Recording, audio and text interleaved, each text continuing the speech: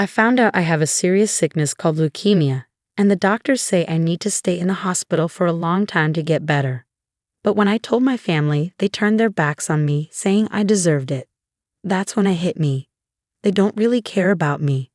When I said I wanted to stop being part of their lives, they were happy about it, but they haven't realized yet how much they rely on me. My name is Sally, and I'm a stay-at-home mom in my 40s. My husband Michael and I have been married for almost 50 years. We have a daughter named Mia who just started middle school. Right now, I live with Michael, Mia, and my mother-in-law. Michael's mom raised him by herself after her divorce when he was young. Maybe she spoiled him too much because he's pretty selfish. Living with my mother-in-law made me see a side of my husband I hadn't noticed before we got married. When my husband found out I was going to have a baby, he was really happy. He couldn't believe it at first, but then he thanked me and said we would face any challenges together. I promised to do my best. But that joy didn't last long. When we found out we were having a girl during a checkup, my mother-in-law said something really hurtful to me. She said, "You never cook meat, do you?" I tried to explain that I cook a balanced diet, but she wouldn't listen. She even said that maybe the reason the baby was a girl was because I didn't eat meat. I was shocked and hurt. She kept saying we only needed boys and that having a granddaughter was the worst thing. She even called me useless. I tried to tell myself that as long as the baby was healthy, it shouldn't matter if it was a boy or a girl. But as time went on, my hopes were crushed. My husband started acting distant too, maybe because he was listening to my mother-in-law. He began treating me differently, and it hurt. "Michael, do you want to go shopping for baby stuff when you're off next?" "Do I have to? It's our baby, right?" "I want us to pick things out together." "Fine, but let's stick to the basics. Babies cost a lot, and we need to save." "Then buy what you want with your own money." I had minimal income during maternity leave. I have to save for our child's future and cover clinic bills and baby expenses. I had to go along with what Michael and my mother-in-law said and only get the necessary baby stuff. I worried they wouldn't love our daughter when she arrived. But after Mia was born, Michael and my mother-in-law adored her. They loved her even more than I expected, so I stopped worrying. I planned to focus on parenting for a while. But when Mia turned 2, Michael told me to go back to work. I thought it would be okay since my mother-in-law loved Mia too. But when I returned to work, both my mother-in-law and Michael showered even more love on Mia. Michael started spoiling her, just like my mother-in-law had spoiled him. I tried to teach Mia right from wrong with love, but it seemed she didn't see it that way. Before I knew it, Mia didn't like me and preferred to be with my husband and mother-in-law. "Hey Mia, it's time for kindergarten. Let's go together." "I don't want to go with Mommy. I want Grandma." "Mia, Mommy has to work too. Let's go to kindergarten together, okay?" "I hate Mommy. I love Daddy and Grandma." "Mia, please don't say that." "No, Mommy, just go away." Mia's words were really hurting my feelings. My mental health was suffering because of it. But my husband and mother-in-law didn't try to stop her. Instead, they looked at me like I deserved it. These tough times continued for about 10 years. Even in middle school, Mia hasn't changed. She avoids me and sticks to my husband and mother-in-law. And because of that, she's become uncontrollable. She screams and breaks things when she doesn't get her way. When I try to discipline her, she yells back at me. "Mia, can we talk? Did you take money from my wallet?" "Yeah." "So what? You're my mom. You can give me money, right?" "Taking without asking is wrong." "Please give it back." "No way. It's your fault for not getting me the Gucci wallet. I want it for my birthday. You're only in middle school. You don't need expensive things yet. I can get them when you're older." "I want it now. Why don't you understand, you old hack?" "Mia, don't talk like that. You're so annoying, Grandma. Mom is being mean to me." When I scold her, Mia turns to my mother-in-law for help. And my mother-in-law sides with her, blaming me too. "What's wrong, Mia? Did Mom upset you again?" "Listen, Grandma, she won't get me the Gucci wallet for my birthday, and she won't give me money either. Can you believe it? That's not fair. Your mom is being stingy. Grandma will get you the wallet next time, okay?" "Yay, thank you, Grandma." "You're welcome." "I love you, Grandma." Mia happily hugged my mother-in-law. Branded stuff is too much for her age, I thought. I disagreed with my mother-in-law. "Wait, Mom, Mia is still in middle school. Shouldn't we hold off on buying her expensive things? I suggested. But maybe not yet. You're so stingy. I feel sorry for Mia having you as her mom, my mother-in-law snapped back. Every day, my mother-in-law spoiled Mia, buying her whatever she wanted. My husband did the same, filling our house with expensive stuff Mia barely used. Besides Mia's issues, there was another problem in our house. My mother-in-law's spending. I noticed she kept buying strange rings and bracelets.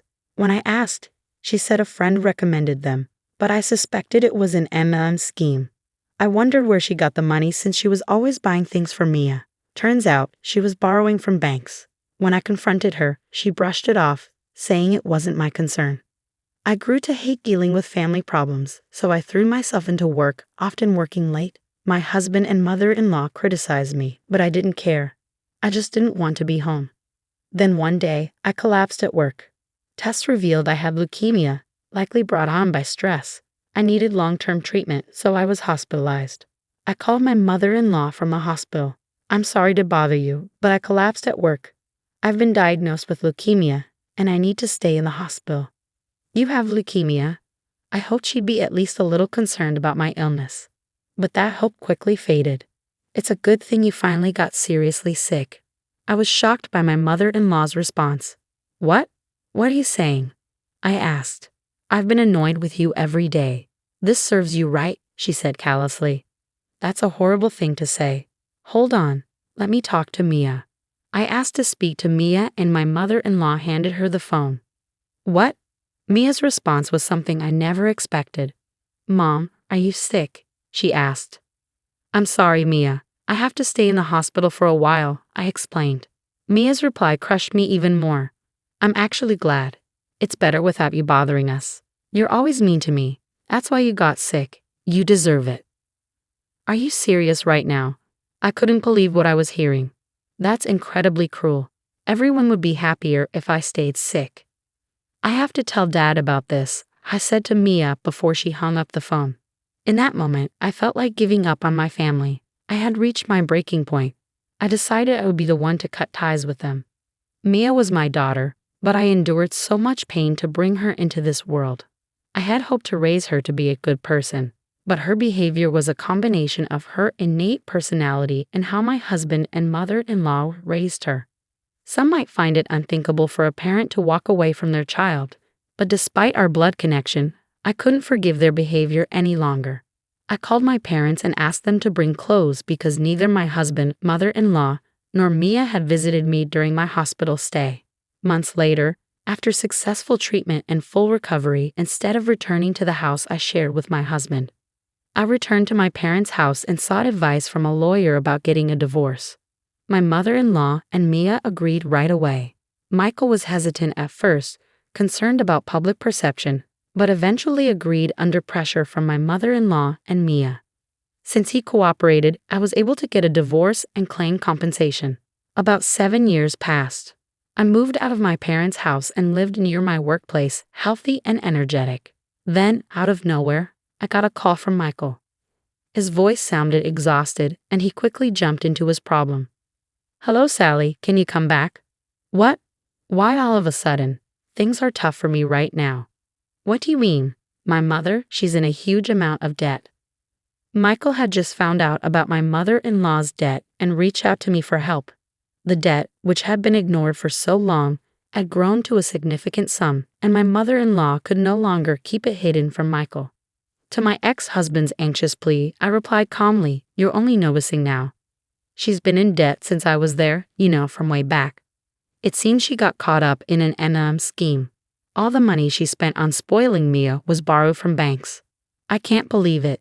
I had no clue. I tried to warn your mother several times, and I even tried talking to you about it. But every time, you just brushed it off. But not telling me about the debt is terrible, isn't it? If I had known earlier." "Don't say that now.